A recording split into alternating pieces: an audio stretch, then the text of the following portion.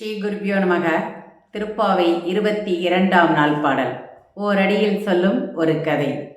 அங்கன் இரண்டும் கொண்டு எங்கள் மேல் நோக்குதியேல்,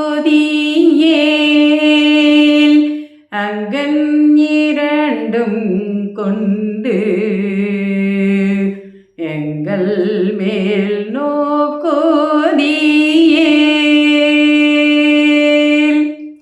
ஸ்ரீமன் நாராயணனின் கடைக்கண் பார்வையானது பக்தர்கள் மீது விழும்பொழுது அவனுடைய கருணை மழையல்லவா பொழிகின்றது.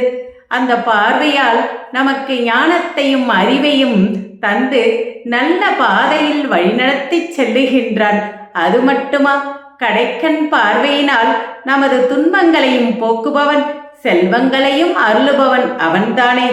ஏன், நாம் வேண்டும் வரங்களையெல்லாம் அள்ளிக் கொடுப்பவன் அவன் ஒரு பொழுதும் கிள்ளிக் கொடுக்க மாட்டான். அந்த பரந்தாமனின் பார்வை மட்டும் போதுமா? தேவி மகாலட்சுமியின் கடைக்கண் பார்வையால் தங்க மழை பொழிந்ததல்லவா? ஆதிசங்கரால் கனகதாரா சோஸ்திரமும் பிறந்ததே. குருவின் பார்வையும் குரு கடாட்சத்தைத்தானே தரும்.